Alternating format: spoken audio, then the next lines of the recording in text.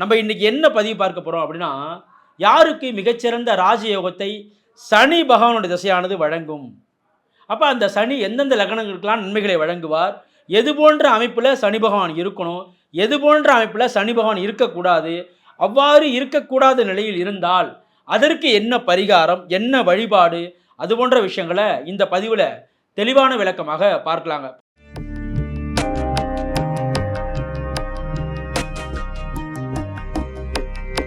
ரகசிய உண்மைகள் யூடியூப் நேயர்கள் அனைவருக்கும் இனிய வணக்கம், வாழ்க வளமுடன். நான் உங்கள் ஜோதிடர் விஷால் விவர்தன் பேசுகிறேங்க. நம்முடைய ரகசிய உண்மைகள் யூடியூப் சேனலில் நிறைய பயனுள்ள ஜோதிட தகவல்களை தொடர்ச்சியாக கொடுத்து வந்துகிட்டே இருக்கிறேன். அதை பார்த்து பயன்பெறுங்க. என்னிடம் ஜாதகம் பார்க்க ஸ்க்ரீனில் தெரியக்கூடிய நம்பருமாக வாட்ஸ்அப் மூலமாக ஆன்லைன் மூலமாக ஜாதகம் அனுப்பி ஜாதகம் பார்க்கலாங்க. பொதுவாகவே சனி தசை என்பது ஒரு நீண்ட தசைங்க. சுக்கிர தசை 20 வருஷம்னா சனி தசை 19 வருஷம். அப்போ ஒரு நீண்ட காலம் தசை நடத்தக்கூடிய கிரகமாக இந்த சனி தசை இருக்காருங்க. அப்போ இந்த சனி பகவான் எப்படி இருக்கணும்? மேக்சிமம் நல்ல நிலையில் இருந்தால் தான் அந்த காலகட்டம் ஒரு சிறப்பாக போகும். இல்லைன்னா 19 ஆண்டுகளும் நிறைய ஜாதகங்கள் நம்ம பார்க்குறோம். இந்த சனி தசை போட்டு படுத்து எடுத்துச்சு சார், 19 வருஷம் படாத பாடுதான் சார் பட்டேன். ஆனால் இந்த சனி தசை தான் சார் எனக்கு பெரிய யோகங்களே வழங்குது, இந்த 19 வருஷம் அற்புதமாக இருந்தேன் சார் அப்படின்னு சொல்கிறவங்களும் இருக்காங்க.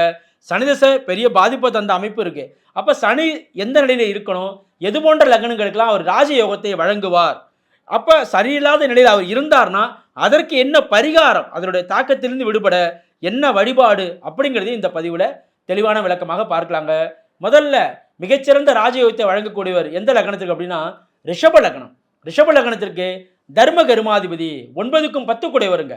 பாக்கியாதிபதி அவர் தான், 10 கூடிய ஜீவனாதிபதி அவர் தான். அப்போ இந்த சனி தசை ரிஷப லக்னத்திற்கு நல்ல நன்மைகளை வழங்கக்கூடிய தசையாக இருக்கும் என்று சொல்லலாம். அதே நேரத்தில் சனி சுபத்துவம் அடைந்திருந்தால் பெருத்த நன்மைகளுங்க. சனியின் காரகத்துவ தொழில்களில் நல்ல மாற்றம் வரும். சனியினுடைய காரகத்துவ தொழில் என்னன்னா சார், ஹார்ட்வேர்ஸ், இரும்பு சம்பந்தமான விஷயங்கள், ஆட்டோமொபைல்னு சொல்லக்கூடியது, மெக்கானிக் சம்பந்தமான விஷயங்களில், அதாவது ஏரோநாட்டிக்கல் இன்ஜினியர்னு சொல்கிறாங்களே அது போன்ற அமைப்பில், அதாவது காலனி சொல்லக்கூடிய அமைப்பு, தோல் தொழிற்சாலை, இது போன்ற விஷயங்களில், க்ரஷரு, பெட்ரோல் பங்கு, இது போன்ற விஷயங்கள்லாம் சனியினுடைய காரகத்துவம். குடிக்கக்கூடாத திரவங்கன்னு சொல்லக்கூடிய மண்ணெண்ணெய், பெட்ரோல், டீசல், வார்னிஷ், பெயிண்ட்டு, அதேமாரி இது போதை சமமான விஷயங்கள் இருக்குல்ல, ஒயின், இதெல்லாம் டாஸ்மாக் பார் இடத்துல வச்சு பெருசாக நடத்துகிறாங்கல்ல, ஒயின் ஷாப் பார் நடத்துகிறாங்கல்ல, இவங்களுக்கெல்லாம் நீங்கள் பார்த்தீங்கன்னா சனியினுடைய அமைப்பானது பலமாக இருக்கும். சனி சுபத்துவமாக இருப்பார்.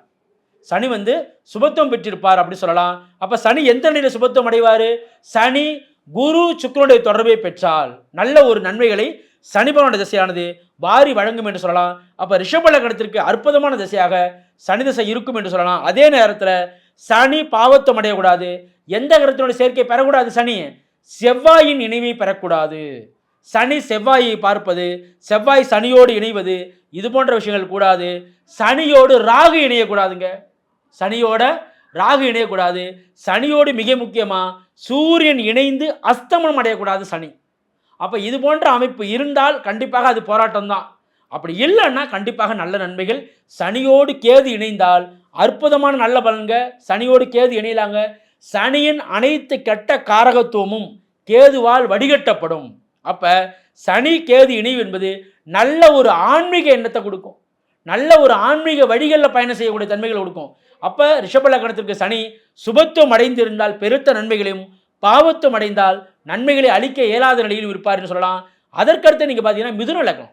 மிதுன லக்னத்திற்கு 8ஆம் அதிபதி அவர் தான், 9 கூடிய பாக்கியாதிபதி அவர் தான். சார் 8ஆம் அதிபதி அப்போ நன்மைகளை தருவாரா? 8ஆம் வீட்டோடு தொடர்பு கொண்டால் நன்மைகள் செய்ய மாட்டார். 8ஆம் வீட்டிலே இருக்காரு. காரகபாவ நாஸ்தி கிடையாது. 8ல் சனி இருக்கலாம், தீர்க்க ஆயுள் தான். ஆனால் ஆயுளை மட்டும் வச்சு எல்லா சித்திரவதையும் பண்ணுவார். அவர் சுபத்துவம் அடைந்திருந்தால் கெடுபலனை தரமாட்டார். பாவத்துவம் அடைந்திருந்தால் அவர் கெடுபலனை தருவார். 8ஆம் அதிபதியாக அவர் செயல்படக்கூடாதுங்க. மிதுன லக்னத்திற்கு 9ஆம் வீட்டோடு தொடர்பு கொண்டால் பாக்கியாதிபத்தியம் வலுப்பெறும். அதன் அடிப்படையில் மிதுன லக்னத்திற்கு சனி தசை அற்புதமான யோகத்தை தரும். 8ஆம் வீட்டோடு தொடர்பு கொண்டால் நல்ல நன்மைகளை தரமாட்டார். அதற்கடுத்தது பார்த்தீங்க அப்படின்னா கன்னி லக்னம். கன்னி லக்னத்திற்கு சனி தசை யோகங்க. ஏன்னா சார் கன்னி லக்னத்துக்கு யோகங்கிறீங்க? அவரே 5 கூடையவர் 6 கூடையவராக வராரு. 6ஆம் அதிபதி அவர் தான். வம்பு வழக்கு கடன் நோய் அதிபதிக்கு அவர் தான். 6ஆம் வீட்டோடு தொடர்பு கொள்ளாத நிலையில் நல்ல நன்மைகளை வழங்குவார். 5ஆம் வீட்டோடு பூர்வ புண்ணிய ஸ்தானத்தோடு தொடர்பு கொண்ட நிலையில் பெருத்த நன்மைகளை அவர் வழங்குவார்னு சொல்லலாம். அப்போ சனி கன்னி லக்னத்திற்கும் நல்ல பலனை தான் தருவார். அவர் 6ஆம் வீட்டோடு தொடர்பு கொண்டால் நல்ல பலன் இல்லை, 5ஆம் வீட்டோடு தொடர்பு கொண்டால் நல்ல பலன் உண்டு. அடுத்தது துலாம் லக்னத்திற்கு 2 ஆதிபத்தியமே சிறப்புங்க. 4 குடையரும் அவர் தான், 5 குடையரும் அவர் தான். அப்போ 4 குடைய வீடு, வண்டி, வாகனம், சுகம் எல்லாத்துக்கும் அதிபதி அவர் தான். 5 குடைய பூர்வ புண்ணியம், அதிர்ஷ்டம், குழந்தைகளால் லாபம், இதெல்லாம் அவர் தருவாருங்க துலாம் லக்னத்திற்கு. அப்போ சனி 4 குடையராக வந்து 5 குடையராக வர்றதுனால துலாம் லக்னத்திற்கு அற்புதமான பலனை, ராஜ யோகத்தை சனி பகவான் வழங்குவார் அப்படி சொல்லலாங்க. அப்போ துலாம் லக்னத்திற்கு பெருத்த நன்மைகளை வழங்குவார். பாவத்தும் அடையக்கூடாதுங்கிற பாயிண்ட்டை நீங்கள் எடுத்துங்க. அதற்கடுத்தது நீங்கள் பார்த்தீங்க அப்படின்னா மகர லக்னம். மகர லக்னத்திற்கு லக்னாதிபதி சனி. லக்னாதிபதி சனி 2 கூடிய தனாதிபதியும் சனி. அப்போ மகர லக்னத்திற்கு மிகச்சிறந்த நன்மைகளை சனி பகவான் வழங்குவார். லக்னாதிபதியாக வந்து தனாதிபதியாக வர்றதுனால பெருத்த லாபத்தையும் பெருத்த தன பாக்கியத்தையும் அவர் தருவார்னு சொல்லலாம். இந்த மகர லக்னத்திற்கு சனி பகவானுடைய தசையானது. அடுத்தது கும்ப லக்னத்திற்கு. கும்ப லக்னத்திற்கு லக்னாதிபதியாக வரக்கூடியவர் 12 கூடிய விரையாதிபதியாக வராரு. ஆனால் சனியை பொறுத்த வரைக்கும் நேரடியாக வலுப்பெறாமல் மறைந்து வலுவானால் நல்லதுங்க. அப்போ கும்ப லக்னத்திற்கு 12ஆம் இடத்துல சனி இருந்தாலும் சுபத்துவம் அடைந்து இருந்தால் வெளியிடம் நகர்த்தி நன்மைகளை தருவார். அப்போ கும்ப லக்னத்திற்கும் சனி என்ன பண்ணுவார்? மிகப்பெரிய ராஜயோகத்தை வழங்குவார் என்று சொல்லலாம். சனி எந்த நிலையிலும் செவ்வாய் ராகுவோடு சூரியனோடு மிக நெருக்கமாக இணையக்கூடாதுங்க. சனி சூரியன் இணைவு என்பது என்ன தருங்க? தந்தை வழி உறவுகளில் சிக்கலை தரும், அரசாங்க வழி ஆதரவுகளில் சிக்கலை தரும், இது போன்ற விஷயங்களை தரும். அப்போ சனியோடு சூரியன் இணையக்கூடாதுங்கிற பாயிண்ட்டுக்கு நீங்கள் வரணும். சனி ஆயுள் காரகன்க. சனியோடு ராகு இணைவது என்பது சிறந்தது அல்ல அப்படிங்கிற பாயிண்ட் வரும். ஒருவேளை இது போன்ற அமைப்பு தான் சார் இருக்குது, அப்போ இந்த சனி தசை நான் போராட்டி தான் சார் இருக்கேன், சனி சூரியனோடு இணைஞ்சிருக்காரு அல்லது ராகுவோடு இணைஞ்சிருக்காரு அல்லது வந்து அவர் செவ்வாயோடு இணைஞ்சிருக்காரு, அப்போ எனக்கு சனி தசை கொஞ்சம் போராட்டமாக சார் இருக்குது, இதிலிருந்து விடுபட, ஓரளவுக்கு இதனுடைய தாக்கத்திலிருந்து விடுபட என்ன பரிகாரம் சார்? சனினாலே பொதுவாக என்ன தெரியுமா? காவல் தெய்வங்கள், எல்லை தெய்வங்கள், ஐயனார், முனீஸ்வரன், வீரன், இது போன்ற காவல் தெய்வங்களை வணங்கலாங்க. நீங்கள் ஒரு வண்டியில் வாகனத்தில் போயிட்டு இருப்பீங்க, பார்த்துருப்பீங்க, பக்கத்தில் பார்த்தீங்கன்னா ஒரு ஐயனார் கோயில் இருக்கும், யானை குதிரையோட ஒரு ஐயனார் கோயில் இருக்கும், ஒரு மதுரை வீரன் கோயில் இருக்கும், முனீஸ்வரன் கோயில் இருக்கும். இது போன்ற கோயிலுக்கு அடிக்கடி சென்று வருவது. சனி நன்றாக இல்லாத நிலையில், அவர் சுபத்துவம் அடையாத நிலையில் தசை நடத்துகிறாரு.